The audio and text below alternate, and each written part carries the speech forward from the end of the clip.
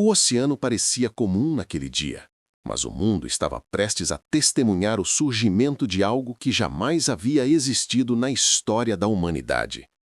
No auge da Guerra Fria, enquanto Estados Unidos e União Soviética disputavam não apenas territórios, mas ideologias, o país americano tomou uma decisão que mudaria para sempre o futuro da guerra naval: construir o primeiro porta-aviões movido a energia nuclear.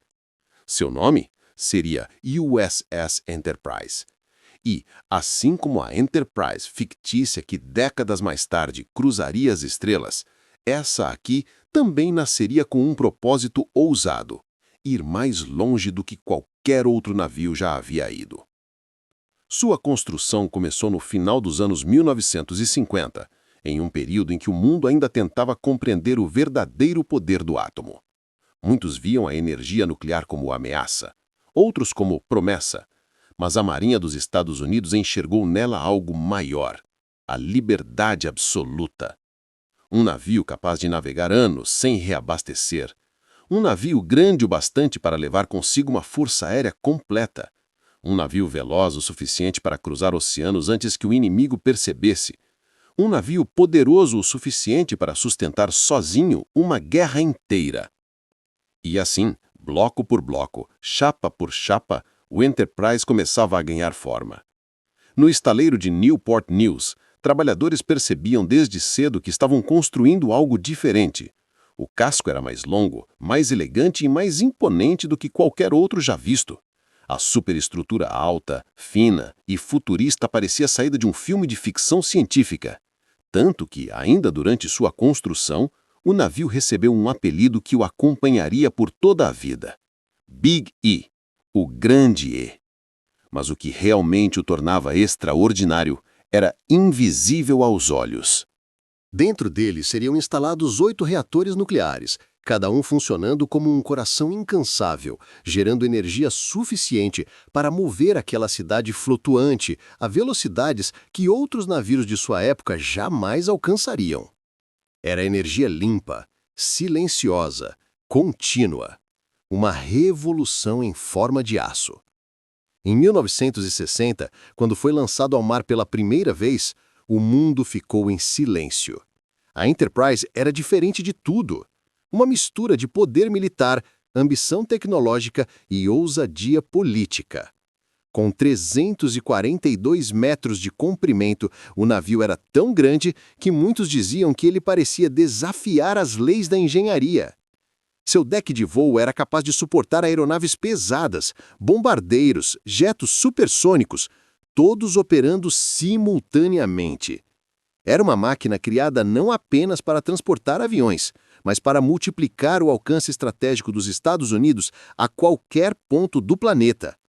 Quando entrou oficialmente em serviço, em 1961, a reação global foi imediata. Países aliados comemoraram a chegada de um guardião atômico. A União Soviética observou com preocupação, percebendo que aquele navio simbolizava não apenas força militar, mas também um avanço tecnológico que alterava o equilíbrio naval. E então, poucos meses depois, o mundo entrou em uma de suas crises mais perigosas: a crise dos mísseis de Cuba. Foi nesse momento decisivo que o USS Enterprise fez sua estreia real. Enquanto os Estados Unidos e a União Soviética se aproximavam perigosamente da guerra nuclear, o Enterprise avançou para o Caribe com sua frota de aviões pronta para agir a qualquer instante.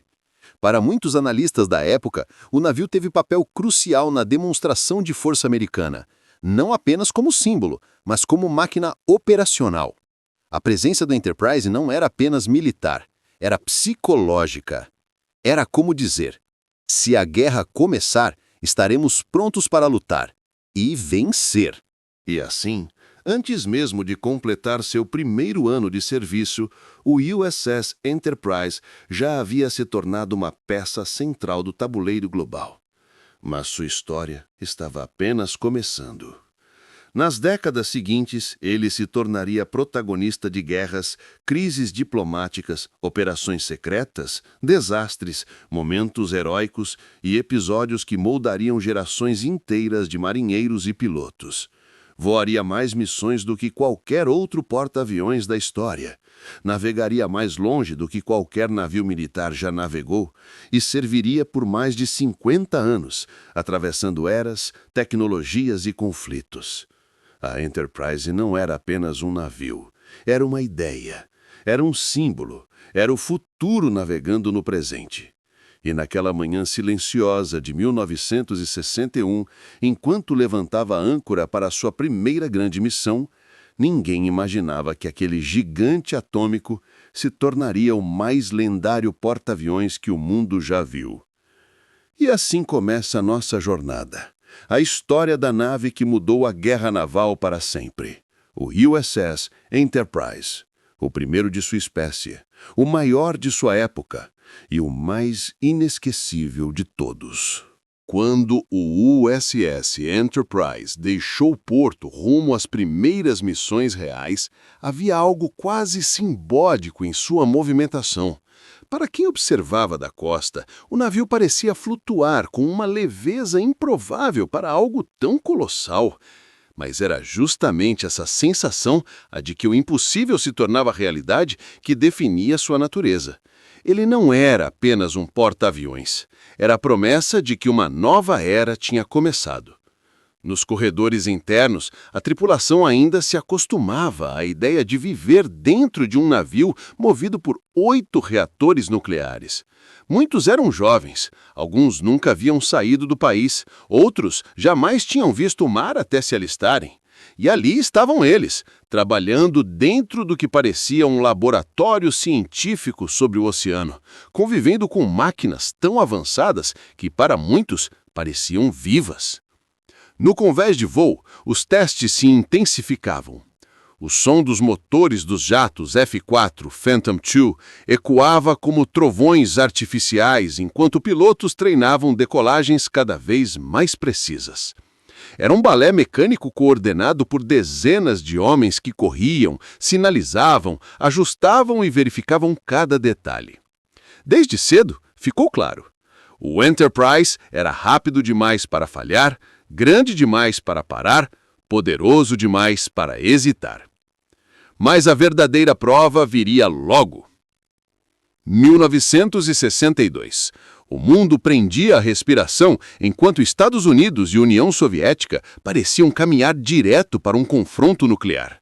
Satélites, aviões espiões, diplomatas e militares, todos sabiam que qualquer erro poderia desencadear o fim da civilização moderna. Quando a crise estourou em Cuba, a Marinha norte-americana mobilizou tudo o que possuía e o Enterprise foi colocado à frente da formação naval. Durante dias que pareceram anos, o navio permaneceu em alerta máximo. Pilotos dormiam vestidos, prontos a correr ao convés no instante em que o alarme tocasse. Oficiais monitoravam radares, frequências de rádio e interceptações soviéticas sem descanso. O menor sinal de ataque exigiria a resposta imediata, e o Enterprise seria o epicentro dessa resposta. Mas a guerra não veio. A negociação prevaleceu e o mundo evitou um desastre. No entanto, para a tripulação da Enterprise, algo havia mudado para sempre. Eles haviam vivido a guerra sem que ela acontecesse. Haviam tocado o limite invisível que separa a história da tragédia. E isso moldaria a identidade do navio por décadas. Com o fim da crise, o porta-aviões retornou aos Estados Unidos como herói silencioso. Não houve celebrações extravagantes, não houve desfiles. Mas nos bastidores, o governo americano sabia o que a Enterprise representava. Um trunfo estratégico que nenhum outro país no mundo possuía. E então veio o Vietnã. 1964. A guerra no Sudeste Asiático começava a se intensificar e os Estados Unidos precisavam projetar força rapidamente. O Enterprise foi ao encontro do conflito ainda em sua juventude operacional, mas já com a confiança de um veterano. Ao se aproximar das águas vietnamitas, o navio libertou sua força aérea como um predador que finalmente encontra terreno para caçar. Os pilotos decolavam em ondas intermináveis. F-4 Phantom, A-4 Skyhawk, A-6 Intruder. Aeronaves que se tornaram ícones da guerra. O convés vibrava sob o impacto das catapultas e cada decolagem parecia impulsionar o navio inteiro alguns centímetros para trás. Era velocidade, calor, fumaça, precisão, disciplina e era também sacrifício. O Enterprise entrou na Vietnã não apenas como máquina de guerra, mas como símbolo de uma estratégia inteira. Seus aviões atacaram alvos ao longo da costa, destruíram pontes, interromperam rotas de suprimento e apoiaram tropas terrestres que enfrentavam inimigos camuflados em florestas densas. Para cada missão que retornava com sucesso, outra partia imediatamente em direção ao perigo. Não havia descanso, não havia pausa. A guerra consumia tudo. Foi durante essa fase que o porta-aviões demonstrou sua maior vantagem, a autonomia. Enquanto outros navios precisavam reabastecer a cada poucos dias, o Enterprise seguia implacável, como se tivesse força infinita. A sensação para quem servia ali era surreal. Era como viver em uma ilha de metal que jamais precisava parar. Mas a guerra cobra seu preço. Em janeiro de 1969, o Enterprise vivenciou um dos momentos mais sombrios de sua história. Um míssil acidentalmente explodiu no convés, desencadeando uma reação em cadeia devastadora. Chamas engoliram aeronaves carregadas de combustível e armamento. Explosões secundárias sacudiram o navio como se o estivessem partindo ao meio. A bordo, o caos era absoluto. Mas a disciplina da Marinha Americana mostrou sua força. Homens correram para enfrentar o fogo sem hesitar, conscientes de que o que estava em jogo não era apenas o navio, era a vida de milhares. A fumaça invadiu corredores, estufas e cabines.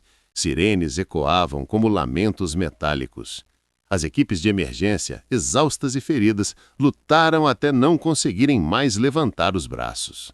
Quando as chamas finalmente foram contidas, dezenas de marinheiros estavam mortos, muitos heroicamente. E pela primeira vez, a Enterprise parecia mortal. No entanto, ela sobrevivera. Foram necessárias semanas de reparos, mas o Colosso retornou ao serviço, porque o Enterprise, desde seu nascimento, carregava uma espécie de destino: ser o navio que sempre voltava, o navio que sempre continuava, o navio que jamais descansava. Enquanto a década de 70 avançava, o porta-aviões seguia ativo, participando de exercícios, operações internacionais e demonstrações de força que moldavam o equilíbrio do planeta. Ao mesmo tempo, sua lenda crescia dentro das fileiras da Marinha. Servir na Enterprise significava fazer parte de uma linhagem de honra, significava viver dentro de uma história que estava sendo escrita em tempo real. A tecnologia a bordo se modernizava constantemente. Novos radares, melhores sistemas de comunicação, aviões mais avançados. O navio, que havia nascido como um experimento nuclear, transformava-se ano após ano em uma fortaleza cada vez mais sofisticada. E então, algo inesperado aconteceu. O mundo mudou. A Guerra Fria continuava, mas agora com novos protagonistas, novas tensões, novos horizontes. O Enterprise, entretanto, parecia acompanhar cada mudança, como se fosse imune ao tempo. Era como se tivesse sido projetado não apenas para navegar oceanos, mas para atravessar eras. Seus marinheiros o descreviam de maneiras diferentes. Uma cidade flutuante, uma arma viva, um universo à parte. Mas havia algo que todos concordavam: o Enterprise era única. Nenhum navio no mundo tinha sua presença, sua energia, sua alma. E no final da década de 70, quando muitos dos couraçados e porta-aviões da Segunda Guerra já estavam aposentados ou sucateados, o Enterprise seguia firme, preparado para enfrentar desafios que ainda nem existiam. Ele havia nascido na sombra da guerra nuclear, lutado no Vietnã, resistido a tragédias internas, atravessado revoluções tecnológicas, e tudo isso antes mesmo de chegar ao auge. A verdadeira era do Enterprise ainda estava por surgir. E quando chegasse, o mundo inteiro voltaria seus olhos para ele. O fim da década de 1970 não trouxe descanso ao USS Enterprise. Pelo contrário, trouxe uma nova identidade. O mundo estava mudando rapidamente. Regimes caíam, guerras nasciam em silêncio, alianças se estreitavam e se rompiam da noite para o dia. E no centro desse turbilhão geopolítico havia um navio que parecia de maneira quase inexplicável sempre estar lá quando as tensões atingiam seu ponto crítico. O Enterprise tornara-se mais do que um porta-aviões. Tornara-se um lembrete flutuante de que a presença norte-americana, mesmo em meio ao caos, era constante. E essa constância fazia dele peça essencial em um tabuleiro cada vez mais complexo. No início dos anos 1980, a Guerra Fria ganhava uma nova temperatura. A União Soviética expandia sua influência em regiões estratégicas. Conflitos regionais explodiam como esparcas que ameaçavam transformar-se em incêndios globais. O Enterprise era convocado para responder a cada uma dessas tensões como se fosse a sombra do poder americano projetada sobre o oceano. Seu primeiro grande desafio dessa nova era surgiu no Oriente Médio. Quando a Revolução Iraniana tomou conta de Teherã em 1979 e a Embaixada dos Estados Unidos foi invadida, o mundo percebeu que uma nova fase de instabilidade estava começando. A situação era tão tensa que a Marinha Americana decidiu enviar seus maiores navios de guerra para a região. O Enterprise, naturalmente, estava entre eles, posicionando-se no Golfo Pérsico como silencioso aviso de que, mesmo em tempos incertos, a força americana observava tudo. A tripulação sentia o peso desse momento histórico.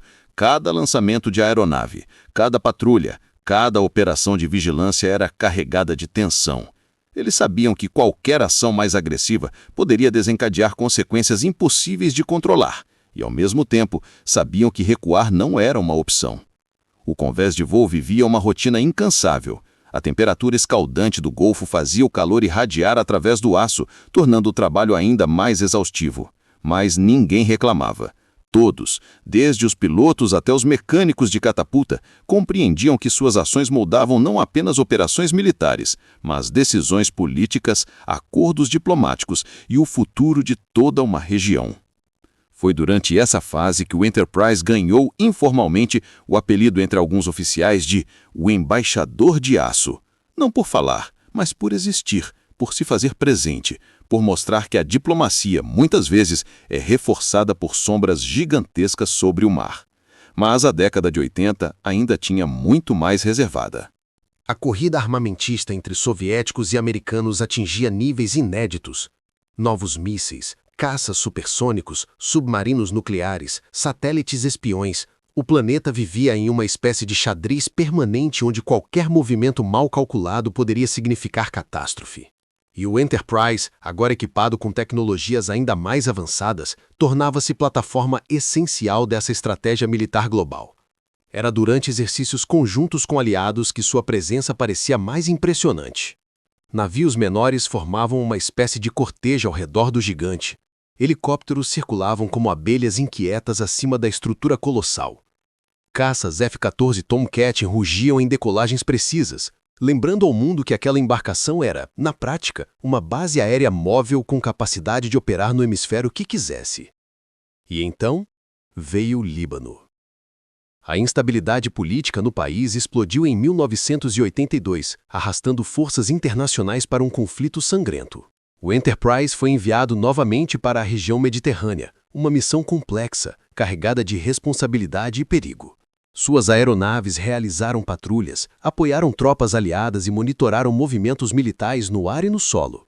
A presença do navio era vista para muitos como garantia de que a situação não escaparia completamente do controle. Mas nada poderia preparar o mundo para o que viria a seguir. Em 1988, a tensão no Golfo Pérsico escalou quando navios americanos começaram a escoltar petroleiros para impedir ataques iranianos durante a chamada Guerra dos Petroleiros. O Enterprise tornou-se peça-chave dessa operação. Era ele quem fornecia cobertura aérea, vigilância constante e coordenação militar. Foi então que a situação atingiu seu ápice. A fragata USS Samuel B. Roberts atingiu uma mina naval iraniana. A explosão foi devastadora. A tripulação lutou desesperadamente para salvar o navio, e a resposta americana foi imediata. Iniciou-se a Operação Praying Mantis, a maior batalha naval dos Estados Unidos desde a Segunda Guerra Mundial. E, mais uma vez, o Enterprise estava lá. Suas aeronaves atacaram alvos iranianos, destruindo plataformas de petróleo militarizadas, embarcações e posições estratégicas, A operação foi curta, mas intensa, e demonstrou claramente ao mundo que o poder naval norte-americano não era apenas simbólico, mas brutalmente real. Para muitos historiadores, aquele momento representou uma virada. Até então, o Enterprise era visto como o gigante que impunha respeito. A partir dali, passou a ser visto também como o gigante que mudava o rumo dos conflitos quando necessário. Mas a história ainda reservava uma revolução, não geopolítica, mas interna. A tripulação do Enterprise começava a perceber que aquele navio não era apenas sua casa temporária, mas parte de sua identidade. Histórias eram contadas nos corredores como se fossem lendas transmitidas por gerações. Jovens marinheiros ouviam sobre missões que aconteceram antes de eles nascerem. Pilotos veteranos apontavam para marcas no convés e explicavam como cada uma delas representava um momento crucial da história naval. Havia uma espécie de orgulho silencioso, difícil de definir. A sensação de participar de algo que ultrapassava a própria vida. Ao mesmo tempo, o navio continuava evoluindo tecnologicamente. Sistemas de defesa foram aprimorados, computadores substituíram antigos mecanismos analógicos, comunicações tornaram-se mais rápidas, mais seguras, mais amplas. A Enterprise começava a parecer menos com o navio que havia sido lançado ao mar nos anos 60 e mais como uma criatura híbrida, parte história, parte futuro. E então, no final da década de 80, a Guerra Fria começou a tremer. Discursos políticos mudavam de tom, muros estavam prestes a cair, e pela primeira vez desde sua criação, o Enterprise navegava não apenas como arma, mas como testemunha de uma era que começava a se despedir. A tripulação, sem perceber, estava prestes a viver a transição entre dois mundos. O mundo bipolar que definira a segunda metade do século XX e o mundo incerto, fragmentado e imprevisível que surgiria depois.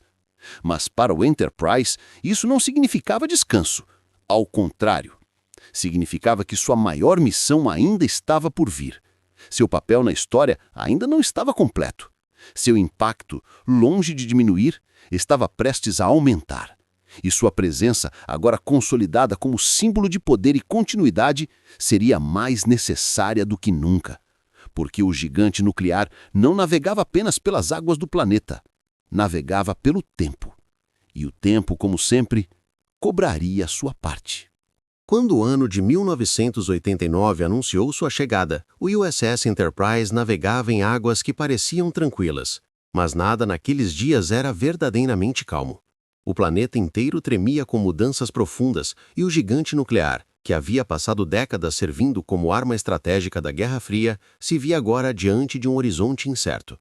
A União Soviética dava sinais claros de esgotamento. Regimes aliados ao bloco comunista caíam um a um, e o famoso Muro de Berlim, símbolo absoluto de uma era, tinha seus dias contados.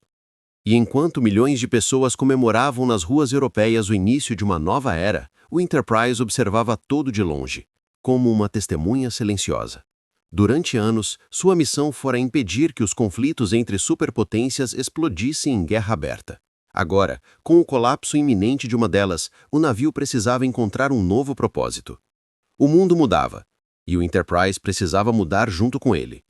Na virada dos anos 90, uma pergunta tomou conta dos estrategistas militares. Qual seria o papel dos porta-aviões em um cenário sem ameaça soviética? Alguns acreditavam que os gigantes nucleares estavam condenados a uma existência redundante. Outros defendiam que, em um mundo instável e sem fronteiras claras, eles seriam mais importantes do que nunca.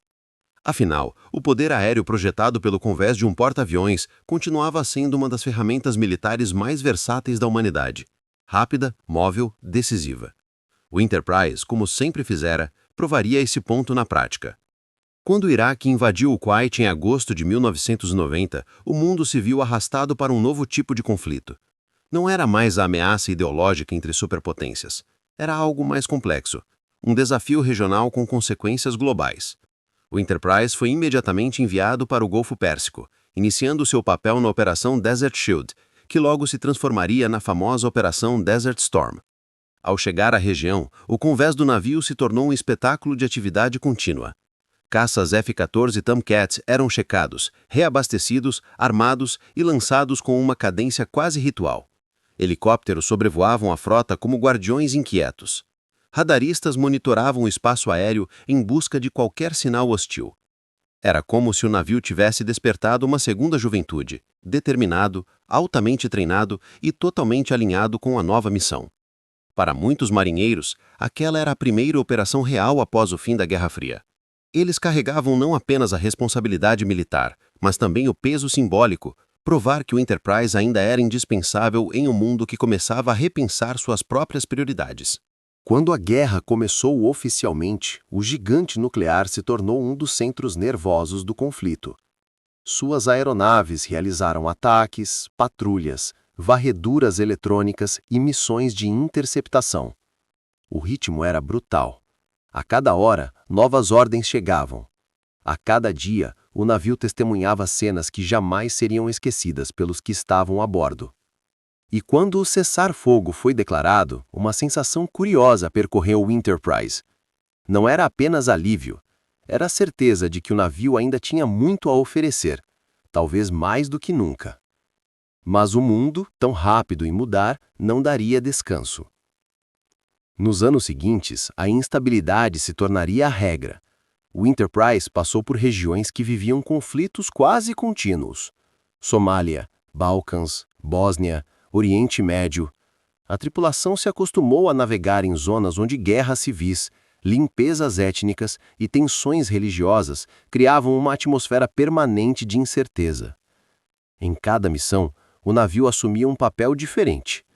Às vezes era dissuasor, às vezes era defensor, às vezes era o primeiro a agir, às vezes era a última esperança de paz. A cada operação, sua reputação crescia. Foi nesse período que o Enterprise ganhou outro apelido, repetido em conversas de corredores, em documentos informais e em discursos públicos. O Big E renasce. E realmente renascia. Após décadas servindo como arma contra um inimigo específico, o navio se transformava em algo mais amplo, um instrumento global de estabilidade, capaz de intervir em crises locais com impacto planetário. Sua presença era um recado. Se houver risco, estaremos aqui. Se houver conflito, podemos chegar antes que ele cresça. Se houver ameaça, ela não ficará sem resposta. E então, veio o dia que mudaria o século XXI. E, inevitavelmente, mudaria para sempre o USS Enterprise. Na manhã de 11 de setembro de 2001, enquanto o navio realizava operações rotineiras do Golfo Pérsico, o mundo assistiu em choque aos ataques contra os Estados Unidos. A tripulação ficou paralisada diante das TVs internas. Muitos não acreditavam no que viam. Aviões comerciais transformados em armas, cidades em chamas, milhões de vidas impactadas em segundos. E então, algo extraordinário aconteceu. Enquanto praticamente todo o aparato militar americano tentava se reorganizar, o USS Enterprise, ironicamente já posicionado em uma região estratégica, tornou-se o primeiro porta-aviões dos Estados Unidos a responder militarmente aos atentados. Horas depois do ataque, seus caças já estavam nos céus do Oriente Médio em missões de patrulha, reconhecimento e preparação tática. Era como se o navio tivesse sido colocado ali pelo destino para jogar um papel imediato no evento que marcaria o início de uma nova era. No convés, marinheiros trabalhavam em silêncio absoluto. Não havia mais apenas disciplina militar. Havia raiva, medo, tristeza e a sensação de responsabilidade histórica. Muitos lembrariam depois, em entrevistas, que nunca haviam sentido o peso emocional de suas funções tão profundamente quanto naquele dia. O Enterprise se tornou, de um momento para o outro, o navio que abriu as operações militares da chamada Guerra ao Terror. E isso apenas reforçou o que todos já sabiam. Quando o mundo mudava, o Enterprise estava sempre lá. Mas enquanto participava das primeiras ações contra os talibãs no Afeganistão, uma verdade começava a se formar entre historiadores militares. O Enterprise não era mais apenas o primeiro porta-aviões nuclear do mundo. Era um navio que havia testemunhado e influenciado 3 grandes eras. A era dos superpoderes, a era das incertezas, a era do terrorismo global. Poucas máquinas na história haviam desempenhado papéis tão diferentes e tão decisivos. Sua tripulação sentia isso. Os almirantes sabiam disso. O próprio navio, se pudesse falar, provavelmente carregaria esse peso com orgulho. Mas a história do Enterprise estava longe do fim. Ele ainda enfrentaria guerras, crises, ataques, transformações tecnológicas e desafios inesperados. E com cada uma dessas provações, sua lenda cresceria ainda mais. Porque alguns navios não são apenas aço. São memória, são testemunhas, são protagonistas. E entre todos os navios já construídos pela humanidade, pouquíssimos carregariam tanta história quanto o USS Enterprise CVN-65. O gigante nuclear avançava para um novo século, carregando consigo não apenas a bandeira de um país, mas a herança de gerações inteiras. E o mundo, mais uma vez, estava prestes a mudar. O amanhecer de 2002 encontrou o USS Enterprise navegando por mares que jamais haviam visto um porta-aviões agir tão cedo depois de um ataque inimigo em solo americano. Era como se o navio estivesse cumprindo um destino inevitável, um destino que ele próprio ajudara a moldar desde sua criação. Agora, mais do que nunca, sua presença nas águas do Oriente Médio tinha um significado que ultrapassava o militar. Ele era símbolo de resposta, de reação, de resiliência. Quando os primeiros aviões decolaram de seu convés para atacar posições do Talibã, havia uma sensação quase palpável de que aquele momento ficaria gravado na memória de todos que estavam a bordo. Muitos marinheiros jamais haviam passado por combate real. Outros, veteranos das operações dos anos 80 e 90, olhavam para o horizonte com expressão dura, como quem reconhece o peso histórico daquela manhã. E assim, o Enterprise inaugurou sua participação em uma guerra que duraria décadas. As operações aéreas eram incessantes. Cada lançamento parecia ecoar pelo casco como um pulso, o coração mecânico do gigante nuclear batendo mais rápido a cada missão concluída. Os motores rugiam dia e noite, e o convés fervilhava com uma precisão quase coreográfica. Tripulações inteiras se moviam como engrenagens vivas, em completo sincronismo, transformando o navio em uma máquina de guerra contínua. Mas, apesar da eficiência, havia algo novo pairando sobre o Enterprise, uma espécie de sombra emocional. O ataque de 11 de setembro não era um conflito distante para aqueles marinheiros. Muitos tinham parentes em Nova York, amigos em Washington, memórias de lugares agora destruídos. O trabalho militar se confundia com um sentimento profundo de perda. Cada avião lançado era, para alguns, uma resposta pessoal. E, ao mesmo tempo, era apenas o começo. Após meses seguidos de operações, o Enterprise retornou aos Estados Unidos para manutenção, mas não para descanso. Assim que atracou, equipes começaram a avaliar a necessidade de modernizações profundas. O mundo havia mudado rapidamente, e o porta-aviões também precisava mudar. Sistemas eletrônicos eram atualizados, sensores substituídos, equipamentos renovados.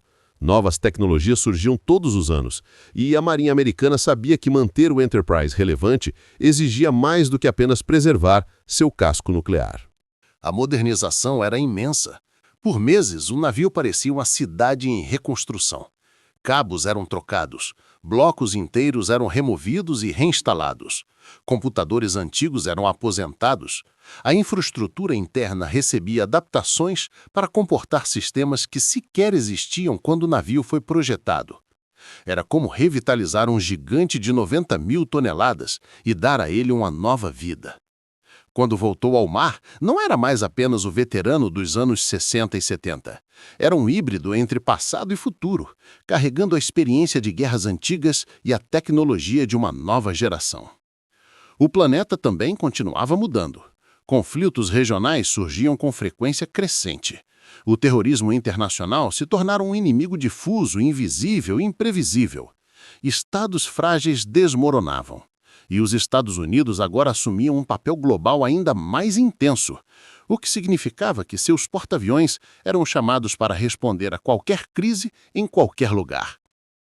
O Enterprise, como sempre, estava na linha de frente. Durante a década de 2000, ele participou de exercícios complexos, operações de dissuasão, patrulhas antiterroristas, bloqueios marítimos e até missões humanitárias. Em algumas ocasiões, sua simples presença evitava crises mais graves. Em outras, era a única voz americana em mares tensos, onde decisões precipitadas podiam desencadear escaladas perigosas. Mas havia momentos em que o gigante nuclear retornava ao centro do mundo.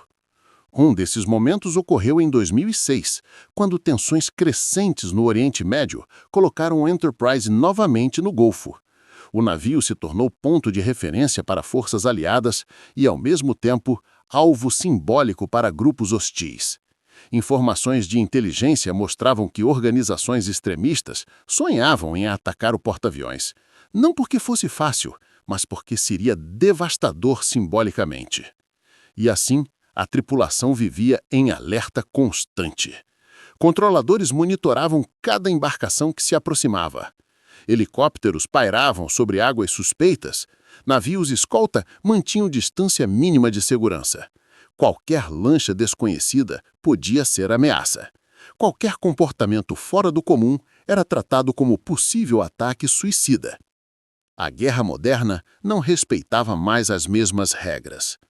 Ao mesmo tempo, dentro do navio, uma realidade paralela acontecia. A vida cotidiana continuava. Refeições eram servidas, ginásios eram usados. Marinheiros escreviam cartas, dormiam em belicos apertados, conversavam nos corredores, riam quando possível. O Enterprise era, ao mesmo tempo, base de operações e lar temporário para mais de 5.000 pessoas. E esse contraste, guerra e rotina, coexistindo, era parte do que tornava o navio tão singular na história militar. Mas nada poderia impedir o desgaste natural de um gigante tão antigo. A cada ano, os engenheiros precisavam realizar inspeções mais detalhadas. Algumas partes internas mostravam o peso do tempo. Estruturas que haviam testemunhado batalhas, tempestades e milhares de pousos e decolagens começavam a exigir cuidados especiais. Era como cuidar de um monumento histórico que ainda estava em plena atividade. Mesmo assim, o Enterprise não desacelerava. Quando a pirataria na Somália explodiu em meados da década, ele foi enviado para a região. Era bizarro pensar, um porta-aviões nuclear equipado com caças supersônicos, operando em uma missão contra piratas armados com rifles e barcos improvisados. Mas era isso que o século XXI representava.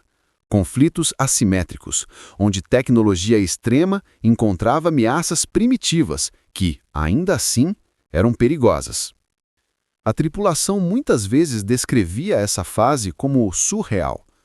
Eles sabiam pilotar aviões capazes de destruir bases inteiras, mas agora precisavam identificar embarcações quase invisíveis no radar, navegando em águas repletas de pescadores e civis. Era como procurar agulhas em um oceano inteiro. E o Enterprise cumpriu essa missão com o mesmo profissionalismo com que cumprira missões de combate de alto risco. O navio parecia ter a capacidade de se adaptar ao que fosse necessário, um reflexo não apenas de sua engenharia, mas da habilidade humana que o guiava. Mas algo profundo começou a se insinuar nas conversas internas da Marinha. O Enterprise estava se aproximando do fim de sua vida operacional. Manter um porta-aviões nuclear exige esforços colossais, e apesar de sua história, sua fama e seu desempenho inquestionável, até mesmo o mais lendário dos navios precisa um dia encerrar sua jornada. Ainda assim, enquanto oficiais discutiam discretamente o futuro, a tripulação continuava com a mesma determinação de sempre. E o navio também. Em 2011, quando os Estados Unidos conduziram operações contra alvos no Oriente Médio, o Enterprise foi convocado mais uma vez. Muitos disseram que ele parecia revigorado, como se ao sentir a proximidade de sua despedida estivesse determinado a mostrar ao mundo por que fora tão importante por tanto tempo. Seu convés voltou a ser palco de lançamentos intensos. Suas catapultas rugiram como nos anos 60.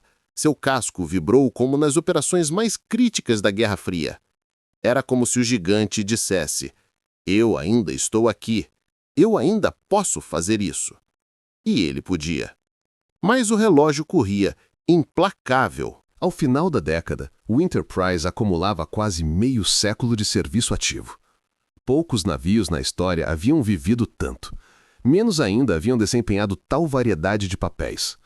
O mundo havia mudado inúmeras vezes, e o porta-aviões acompanhara cada mudança como protagonista. Agora, a Marinha começava a preparar a transição.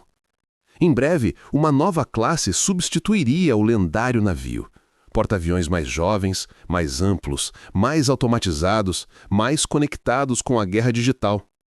Ainda assim, nenhum deles carregaria o peso histórico do primeiro porta-aviões nuclear. E enquanto essa transição se aproximava, algo diferente começou a crescer. Não apenas respeito, mas reverência. A tripulação sabia que estava servindo em um símbolo. Os almirantes sabiam que estavam testemunhando o fim de uma era. E o próprio navio, em seu silêncio de aço, parecia compreender. O USS Enterprise não era apenas uma embarcação militar. Era uma peça viva da história mundial. Um colosso que atravessara 51 anos sem jamais perder sua relevância. E ao se aproximar de seus últimos dias, ele carregava consigo tudo o que havia aprendido, tudo o que havia enfrentado, tudo o que representara. Porque alguns navios são feitos de aço, mas outros, como o Enterprise, são feitos de memória. E essa memória estava prestes a encontrar seu capítulo final. Quando o Enterprise iniciou sua última década de serviço, uma sensação estranha começou a percorrer seus corredores. Era como se cada peça metálica, cada rebite, cada compartimento que já ecoara ordens de combate soubesse que o relógio estava diminuindo. Que a jornada que atravessara meio século estava entrando em seus últimos capítulos. E, no entanto, o navio navegava com a mesma determinação implacável de sempre. No início de 2012, quando o Enterprise recebeu ordens para mais uma implantação no Oriente Médio, muitos acreditavam que deveria ser apenas uma missão rotineira. Mas para aqueles que serviam a bordo, havia algo diferente no ar. Caminhava-se pelos corredores estreitos sentindo-se quase uma reverência silenciosa, como se todos percebessem que cada lançamento de avião, cada manobra no convés, cada madrugada em mar aberto estava sendo vivida pela última vez. O navio, que desde 1961 havia cruzado mares em plena Guerra Fria, enfrentado crises globais, apoiado operações humanitárias e combatido guerras modernas, agora se preparava para escrever seu capítulo final. Ao deixar o porto, houve um silêncio incomum entre os tripulantes alinhados no convés. Muitos olhavam para trás, observando o litoral desaparecendo lentamente. Para os mais jovens, era apenas mais uma implantação. Para os veteranos, era o fechamento de uma história que nenhum outro navio poderia repetir. E para alguns poucos que serviam há décadas, aquela visão tinha gosto de despedida. O Enterprise avançou pelo Atlântico com dignidade de monarca veterano. O oceano parecia reconhecê-lo. Ondas se abriam diante de sua proa como se reverenciassem a passagem de um gigante que dominara mares por mais de 5 décadas. A tripulação, mesmo nas tarefas mais simples, agia com uma atenção especial, como se entendesse que cada movimento contribuía para honrar sua história. Durante a travessia, aviões realizaram treinamentos intensos. A cada decolagem, o rugido das catapultas reverberava como trovões, lembrando a todos que o porta-aviões ainda era poderoso, ainda era respeitado, ainda era capaz de projetar força a milhares de quilômetros de distância.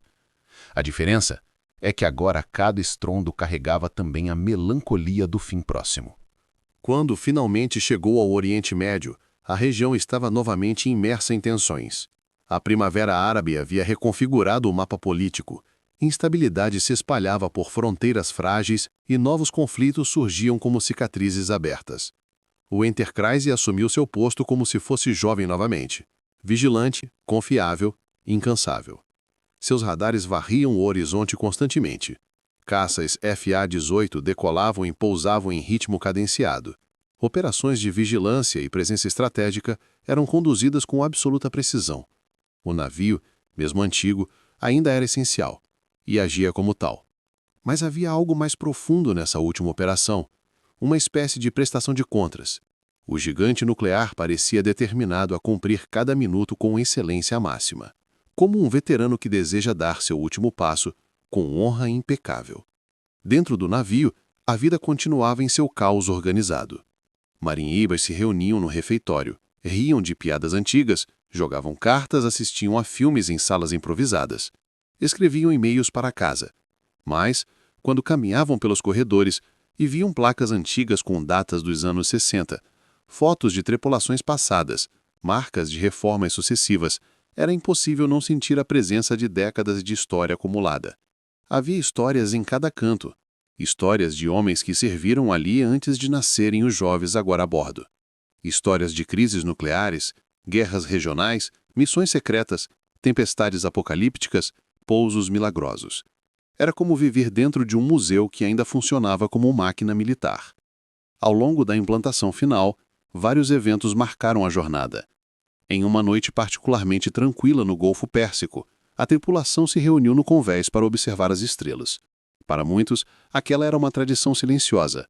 Olhar para o céu e tentar compreender como aquele navio, movido por reatores atômicos, carregando a força de uma pequena cidade e o peso de uma nação, ainda se mantinha fiel à sua missão, após tantas décadas. Alguns comentários surgiram em voz baixa. Imagine quantos já estiveram exatamente aqui, olhando para esse mesmo céu. Esse navio já viu mais história do que qualquer um de nós verá. Depois dele, não vai existir outro igual. E era verdade. Por mais modernos que fossem os novos porta-aviões da classe Ford, nenhum jamais carregaria o título de primeiro porta-aviões nuclear da história. Nenhum teria enfrentado crises da Guerra Fria, derrubado aviões inimigos dos anos 70, participado do resgate de astronautas, lançado ataques na Guerra do Golfo, respondido aos atentados de 11 de setembro, combatido pirataria moderna e acompanhado o nascimento da era digital, tudo em uma única existência. Quando a implantação final terminou e o gigante voltou aos Estados Unidos, algo extraordinário aconteceu. Ao se aproximar do litoral, milhares de pessoas aguardavam em terra para ver a chegada do navio histórico. Famílias de marinheiros seguravam cartazes emocionados. Veteranos usavam medalhas antigas no peito. Crianças, muitas delas que só conheciam o Enterprise por filmes ou livros, erguiam os olhos para ver a silhueta colossal surgindo no horizonte. E quando o navio cruzou o canal, houve um silêncio reverente, seguido por aplausos que pareciam não terminar nunca. A tripulação alinhada no conversa olhava aquela cena com mistura de orgulho e incredulidade. Muitos haviam participado de uma única implantação, outros de várias, alguns da metade da carreira. Mas todos sentiam que faziam parte de algo maior que eles. Não era apenas o fim de uma missão. Era o início da despedida de um ícone. O processo de desativação começou como uma cerimônia, lenta, quase ritualística. Equipamentos eram desligados pela última vez. Sistemas eram despressurizados, documentos eram arquivados, sensores, cabos e consoles eram retirados com cuidado, como se fossem relíquias. E cada etapa trazia consigo um peso emocional difícil de descrever. Oficiais veteranos, ao caminharem pelo hangar já vazio, relatavam ouvir ecos, não sons reais, mas sentimentos. Lembranças de décadas de aviões sendo empurrados, motores rugindo, ordens ecoando. Marinheiros mais jovens diziam que o navio parecia triste, como se estivesse consciente de que sua função havia chegado ao fim. E, de fato, o Enterprise nunca fora apenas metal. Ele carregava histórias demais, memórias demais, vidas demais. A cerimônia oficial de desativação trouxe representantes de toda a Marinha, autoridades, antigos comandantes, tripulantes de diferentes gerações. O discurso principal dizia: "Este navio não serviu apenas à Marinha, ele serviu à história." E ninguém duvidou. Uniformes antigos apareceram. Cartas de décadas passadas foram lidas. Histórias de combate, de coragem e até de momentos absurdos de humor foram compartilhadas. Cada pessoa presente parecia carregar uma versão diferente do Enterprise dentro de si. Quando o momento final chegou e o navio foi oficialmente retirado do serviço, houve um silêncio quase espiritual. Era impossível ouvir qualquer coisa além do vento. O Enterprise, após 51 anos de serviço ativo, deixava de ser combatente, mas não deixava de existir. O casco que sobrevivera a guerras, tempestades e gerações agora se tornava memória permanente, estudado, lembrado, reverenciado. E à medida que a bandeira era recolhida, apenas uma certeza permanecia: nenhum navio voltaria a ser como ele. O USS Enterprise havia atravessado eras, visto o impossível, sobrevivido ao improvável, moldado a história naval e deixado um legado que ultrapassava qualquer manual técnico. Ele era o primeiro, o pioneiro, o símbolo máximo do poder naval nuclear. E, acima de tudo, era uma testemunha silenciosa de um século inteiro de humanidade. Quando as luzes se apagaram e o convés ficou vazio pela última vez, o gigante descansou. Não derrotado, não esquecido, mas eternizado. Porque certos navios não encerrarão sua vida no oceano, encerrarão na história. Mesmo após sua desativação oficial, o USS Enterprise não desapareceu da consciência da Marinha nem do imaginário americano. Pelo contrário, parecia que o silêncio que tomou seu casco após o desligamento final despertara algo ainda maior. Uma onda de memória, homenagem, curiosidade e reflexão que se espalhou por todo o país, alcançando pessoas que jamais haviam pisado em um navio, mas que reconheciam que aquele gigante era parte inseparável da identidade militar dos Estados Unidos. Quando o Enterprise foi rebocado para Newport News, o mesmo estaleiro onde havia nascido, muitos jornalistas perguntaram aos oficiais da Marinha se estavam preparados emocionalmente para ver o navio sendo desmontado. A resposta era sempre a mesma: não estamos desmontando um navio, estamos fechando um capítulo da nação. E isso não era exagero. Ao chegar ao estaleiro, milhares de pessoas se reuniram nas margens do rio James para observar o colosso pela última vez. Alguns eram antigos tripulantes, já idosos, que vinham com filhos e netos para apresentar um navio que moldara suas vidas. Outros eram veteranos de guerra, que mesmo não tendo servido no Enterprise, reconheciam nele o símbolo mais puro da era nuclear da Marinha. E havia também jovens curiosos, encantados com a ideia de ver com os próprios olhos o porta-aviões lendário que protagonizara crises, filmes, livros, documentários e debates por mais de meio século. Enquanto o navio era preso aos guindastes e plataformas, havia uma sensação de estranheza no ar. Ver o Enterprise imóvel, silencioso, sem aviões pousando, sem marinheiros correndo, sem sirenes, sem comunicação nos alto-falantes, era como ver um titã adormecido, respirando apenas através das memórias daqueles que o conheceram vivo. Nos meses seguintes começaram as inspeções internas. Equipes de engenheiros e especialistas percorreram compartimentos que haviam sido fechados por décadas. Muitos desses espaços ainda carregavam marcas do passado. Grafite de tripulantes dos anos 70, listas de manutenção escritas em tinta desbotada, calendários presos à parede com datas pré-internet, registros de voos manuais, sistemas analógicos que pareciam peças de museu e, de certa forma, eram. A cada porta que se abria, surgia uma pequena cápsula do tempo. Em um corredor lateral, encontraram um quadro com assinaturas de pilotos que participaram da Guerra do Vietnã. Em outra área, caixas com documentos sobre missões secretas durante a Guerra Fria. Em uma sala esquecida, fotos de tripulações inteiras com mensagens escritas à mão. Lembranças deixadas por homens que provavelmente já nem estavam vivos, mas cujas vidas haviam sido para sempre moldadas por aquele navio. Esses achados emocionaram não apenas engenheiros, mas historiadores, militares, jornalistas e principalmente veteranos que vinham visitar o estaleiro em visitas autorizadas. Muitos deles choravam ao entrar no hangar vazio. Alguns passavam as mãos pelas paredes como quem toca um velho amigo. Outros simplesmente ficavam em silêncio, observando o espaço onde aviões por décadas haviam rugido, decolado e pousado sem descanso. Eram memórias demais para caber em qualquer museu. Enquanto isso, o debate sobre o destino final do Enterprise tomou novos contornos. Alguns sugeriam transformá-lo em museu flutuante, como acontecera com o USS Intrepid ou o USS Midway.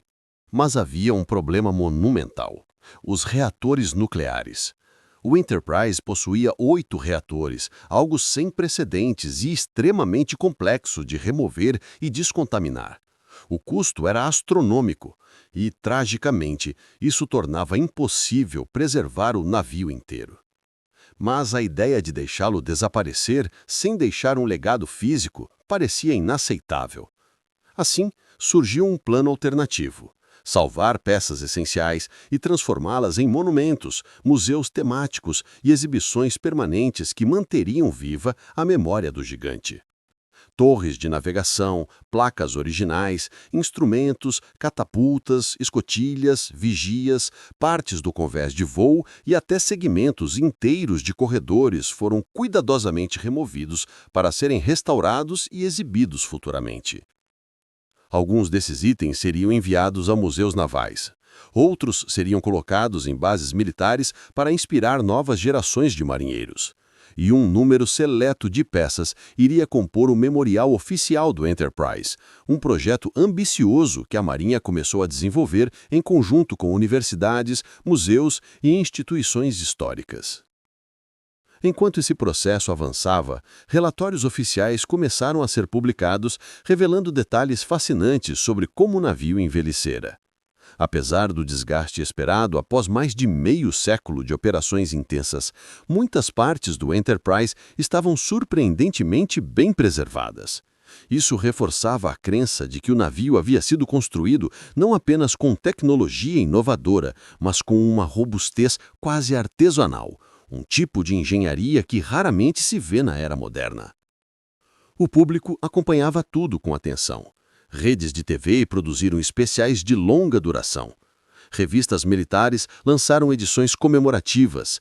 Canais de história na internet criaram documentários que acumulavam milhões de visualizações. E fóruns online explodiram em discussões sobre a vida e o legado do porta-aviões. A figura do Enterprise havia ultrapassado a própria história naval e agora tocava áreas inesperadas. Cultura popular, filosofia, sociologia, estudos de memória e identidade nacional. Para muitos, ele representava o conceito de continuidade, a ponte entre o mundo analógico da Guerra Fria e a era digital do século XXI. Um navio que sobrevivera a transformações gigantescas, política, tecnológica, cultural e militarmente. Mas nada disso se comparava ao impacto emocional que o Enterprise provocava naqueles que serviram a bordo. À medida que o fim físico do navio se aproximava, encontros de veteranos se tornaram mais frequentes. Homens e mulheres que haviam servido em décadas diferentes se reuniam para compartilhar histórias. Alguns lembravam das madrugadas no Atlântico Norte, quando o navio enfrentava tempestades que pareciam capazes de engolir o mundo. Outros contavam sobre resgates de última hora, operações tensas, falhas que quase custaram vidas e vitórias improváveis que só foram possíveis graças à coragem e teimosia daqueles que estavam a bordo. Havia risadas, lágrimas, abraços e um sentimento comum. O Enterprise os havia transformado. Para muitos, servir naquele navio não fora apenas um trabalho, fora uma formação, uma escola de vida, um rito de passagem, algo que moldou caráter, disciplina, coragem e amizade. E agora, enquanto observavam fotos de sua desmontagem, muitos diziam exatamente a mesma frase. É como ver um amigo sendo enterrado. A Marinha, ciente da dimensão emocional do momento, começou a planejar algo grandioso: a criação do USS Enterprise CVN-80, o sucessor espiritual do lendário CVN-65. Para muitos, isso era como garantir que a alma do porta-aviões nunca se perderia. Um novo navio, moderno, colossal, carregando o mesmo nome que marcara a história naval americana por quase um século. Quando o anúncio foi feito, veteranos comemoraram como se fosse uma vitória pessoal. O nome Enterprise não morreria. Ele continuaria navegando, continuaria protegendo, continuaria inspirando. O legado estava salvo, não em um museu estático, mas em outro gigante que um dia cruzaria os oceanos com a mesma autoridade do original. E aos poucos, um sentimento reconfortante começou a se espalhar. O Enterprise não estava sendo destruído, estava sendo transformado. Transformado em memória, transformado em símbolo, transformado em futura inspiração, transformado em um elo eterno com a história naval dos Estados Unidos. Ainda assim, enquanto o casco era gradualmente desmontado, pedaço por pedaço, havia algo indescritivelmente poético naquele processo. A cada seção removida, a cada placa de aço erguida, a cada corredor que desaparecia, era como se décadas de história fossem liberadas no ar. Histórias que não se perderiam, mas se espalhariam pelo mundo nas palavras daqueles que nunca deixariam o navio ser esquecido. E no final, ficava clara uma verdade simples. O USS Enterprise não pertenceu apenas ao mar, pertenceu ao tempo, pertenceu à memória humana, pertenceu a milhões de pessoas que encontraram nele não apenas poder, mas significado. Mesmo desmontado, ele continuava vivo, não em aço, mas em legado. E esse legado só ficaria maior, porque certas máquinas não terminam quando são desativadas. Elas começam. À medida que os últimos anos de existência física do USS Enterprise avançavam, tornava-se impossível ignorar a dimensão emocional que rodeava cada etapa de sua desmontagem. Não era como desativar um navio comum. Era como assistir ao desmonte de uma era inteira, peça por peça, lembrança por lembrança, vida por vida. E quanto mais o casco diminuía, mais sua presença simbólica crescia, expandindo-se como uma sombra histórica que parecia recusar o destino de desaparecer. As enormes estruturas que um dia sustentavam caças supersônicos agora eram removidas com cuidado quase cirúrgico. O hangar, que testemunhara milhares de missões, resgates, emergências e treinamentos, começou a perder suas formas familiares. Para muitos engenheiros, entrar naquele espaço vazio era perturbador. Ainda podiam imaginar ecos distantes de motores, gritos de comando, passos apressados, alarmes e o rugido de aviões sendo lançados em poucos segundos rumo ao céu. Tudo isso agora existia apenas na memória, mas era uma memória poderosa demais para se dissipar. A remoção dos reatores nucleares, um dos processos mais complexos e delicados já realizados na história da Marinha Americana, marcou um ponto crucial. Por décadas, aqueles 8 núcleos energéticos haviam sido o coração pulsante do navio. Agora eram desmontados com rigor absoluto, cada peça catalogada, resfriada, isolada, preparada para seu destino final. Aquilo não era apenas engenharia, era um trabalho de respeito. Respeito pelo poder que alimentava o navio e respeito pelas vidas que haviam confiado nele. Quando o último reator foi finalmente removido, uma sensação silenciosa percorreu toda a equipe. Era como se o USS Enterprise tivesse pela primeira vez em sua existência parado de respirar. Ao mesmo tempo, longe do estaleiro, o mundo continuava absorvendo o impacto emocional da despedida. Exposições especiais começaram a circular por museus dos Estados Unidos, apresentando peças originais do navio. Seções de convés, instrumentos de navegação, painéis de comando, capacetes de pilotos, assentos ejetáveis, diários de bordo, mapas anotados durante crises reais, fragmentos de cabos e tubulações que haviam sustentado operações durante 50 décadas. Cada item atraía multidões. Cada exibição era acompanhada por longas filas de veteranos, curiosos, estudantes e famílias inteiras. Alguns visitantes tocavam as peças como se estivessem tocando história viva. Outros apenas observavam, respeitosos, em silêncio profundo. Havia até aqueles que choravam sem saber exatamente por quê. Apenas sentiam aquela estranha mistura de orgulho e despedida que só gigantes culturais conseguem provocar. O Enterprise era um gigante cultural. Algumas cidades costeiras começaram a erguer memoriais feitos com fragmentos originais do casco. Em cerimônias emocionantes, antigos tripulantes subiam ao palco para contar suas histórias. Falavam sobre tempestades violentas que quase viraram um navio, sobre pousos noturnos que exigiam coragem absoluta, sobre missões que nunca chegaram aos jornais, mas que salvaram vidas e mudaram destinos. Falavam também sobre a camaradagem única a bordo, esse elo indissolúvel que apenas quem viveu no mar conhece. Muitos veteranos admitiam que jamais se afastaram completamente do Enterprise, que mesmo após décadas, o navio continuava presente em seus sonhos, suas conversas, suas vidas. E agora, vendo o navio ser desmontado, sentiam como se estivessem se despedindo de uma parte essencial deles mesmos. Enquanto isso, a construção do novo USS Enterprise CVN-80 continuava a avançar. Cada novo componente instalado, cada peça de aço soldada, cada módulo adicionado parecia carregar uma partícula espiritual do navio original. Era como se o passado estivesse sendo cuidadosamente transferido de corpo, não de forma literal, mas simbólica. Nas paredes do estaleiro, cartazes com fotos do CVN-65 traziam a frase "A lenda continua".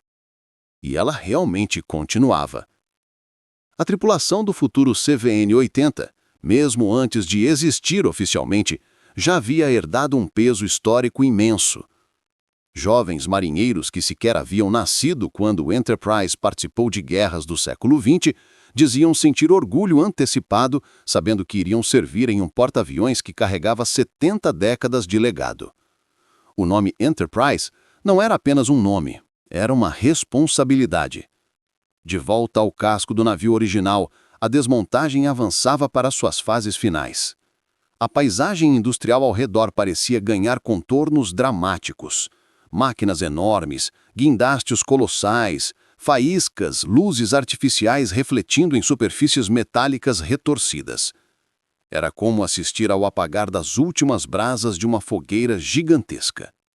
E então chegou o momento mais simbólico: a remoção da superestrutura, o Island, o cérebro do navio.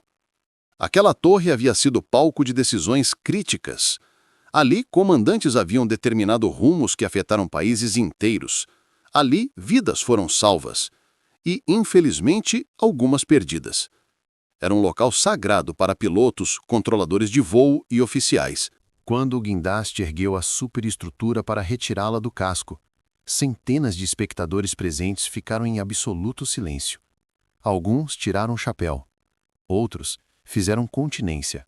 Muitos filmaram, mas poucos disseram qualquer palavra. Porque ali, naquele exato instante, todos entenderam. Aquele era o fim. O fim físico, o fim de um corpo, o fim de um gigante. Mas não o fim de sua história. Quando o casco restante foi finalmente dividido e preparado para a reciclagem, algo surpreendente aconteceu. Longe de diminuir sua importância, isso fortaleceu seu significado. O Enterprise se transformava em algo que nenhum navio de guerra jamais havia conseguido ser: um mito ativo, um símbolo permanente, um ícone que continuaria reverberando em cultura, política, engenharia, cinema, tecnologia e memória militar. Enquanto fragmentos do navio eram transportados por terra e mar para seus destinos finais, repórteres perguntaram a um antigo tripulante o que ele sentia ao ver o navio sendo desmontado. Ele respondeu com voz embargada: "Você pode desmontar o aço, mas não pode desmontar o que esse navio fez por nós." E ele tinha razão.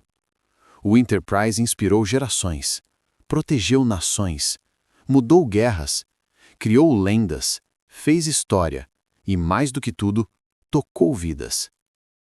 Quando o último pedaço do casco foi removido do estalheiro, a Marinha realizou uma pequena cerimônia privada. Não havia multidões, não havia banda, não havia discursos grandiosos. Apenas oficiais, engenheiros e alguns veteranos silenciosos. Um deles colocou a mão sobre o aço oxidado e disse: "Obrigado por tudo." Poucas palavras, mas suficientes para resumir 70 décadas de grandeza. Ao final, enquanto o sol se punha no horizonte e iluminava o estalheiro com tons dourados, era possível sentir que algo extraordinário havia acontecido. Não a destruição de um navio, mas a consagração definitiva de seu legado. O USS Enterprise deixou de existir fisicamente, mas tornou-se eterno. E enquanto o novo Enterprise se prepara para assumir seu lugar nos mares, O espírito do CVN-65 segue adiante, não preso ao passado, mas guiando o futuro. Porque gigantes não desaparecem, eles se transformam. E o Enterprise nunca foi apenas aço. Foi, e sempre será, história viva.